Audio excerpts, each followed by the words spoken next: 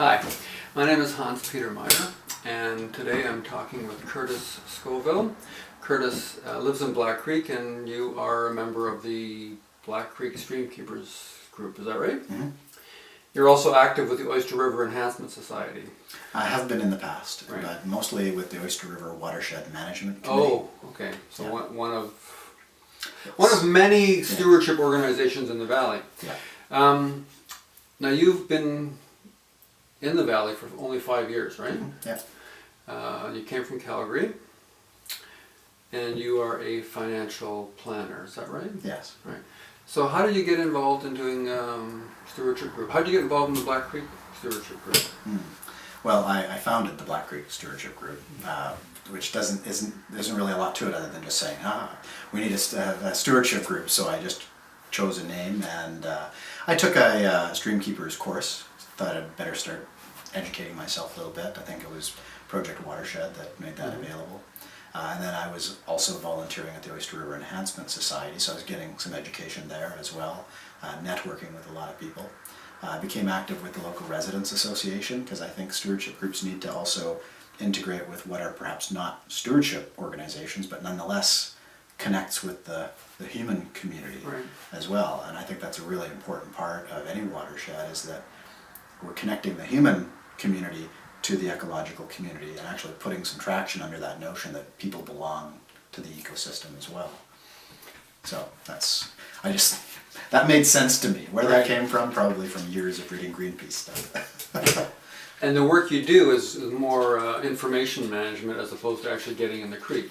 Is that right? When it comes to the Black Creek, yes. Yeah. Yes. I mean, I've been right literally in the river working with salmon and the Oyster River, but in the Black Creek, I would say I'm not actually doing any in-stream projects. We have done some field trips, though. That's proven to be valuable, where people have said, I'm really concerned about what's happening up on this particular property. They're cutting trees, or someone's driving through a tributary of the creek, that kind of thing, where I'll take the initiative to find out who do we go to arrange a site visit. We'll take the person who's making the complaint along with us if they're willing to come, and we'll go visit. But we'll take along DFO people as well. Doug Swift was an excellent resource for going out, visiting, bringing biologists, looking at seeing what's being done. And thus far, out of 5 years of poking my nose around, we've never found anything that was a real nasty situation where someone had done something horrifically wrong to the creek. Most of it dates back further, and it's like this little gradual creep of development, sort of death by 1,000 cuts, if you will.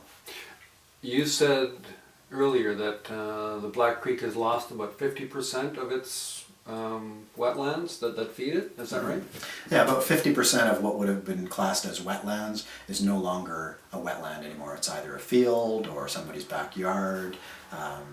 Some of those wetlands were in forests that have since been cut, and so the wetlands have been compromised, or roads have been put through in close proximity, and the wetlands have literally just drained away. Wetland, by its very nature, often floods, and often human beings come in and go, oh, flooding, that's bad, and so they somehow increase the drainage. And that's the other sort of thing that goes hand in hand with losing 50% of the wetland.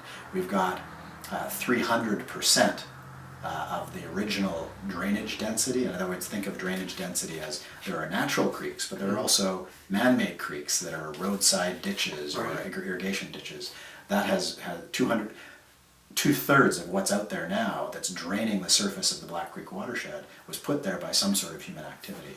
So that, coupled with just plowing under wetlands or building on them, has left us with about 50% of our natural wetlands within the confines of the watershed. Right, and when we do get that heavy rains, it just moves much more quickly down the creek and out instead of staying in those sponges and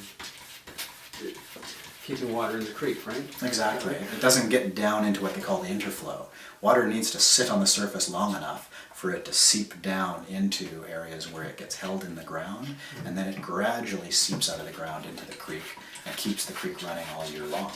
But if it runs off at the surface, it happens in a very short time frame, and it doesn't get a chance to seep down.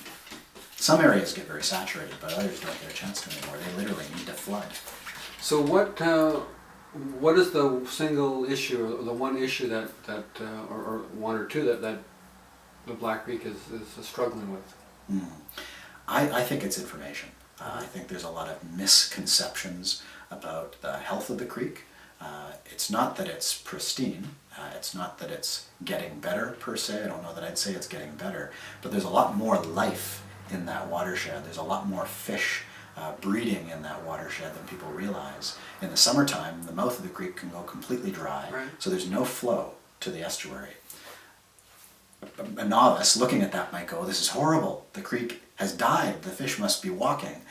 When up in the watershed there may be all sorts of water that's just sitting there, which the fish may or may not be surviving easily in it, but they are there.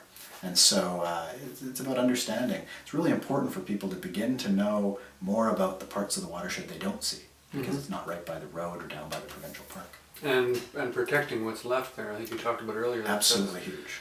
So, the Comox Valley Conservation Strategy, the Black Creek Water or Stewardship Group is part of that. Does the strategy help you in this work of getting the word out and connecting with people about these issues? I think it has potential to do that. I think there's a tremendous need for information sharing. The Nature Without Borders report is very comprehensive, a great resource, but would be very difficult for a little group like the Black Creek people to do anything with.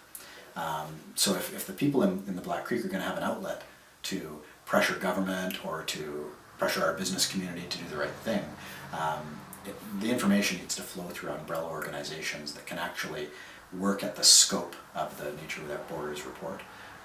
Also to feed information back to us in the Black Creek.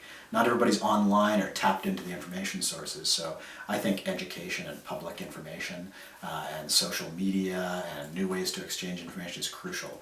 Most people don't have time to go to meetings, and even if you were to send them a newsletter once a month, they don't have time to read through a 12-page document. We've got to break stuff up into digestible bits.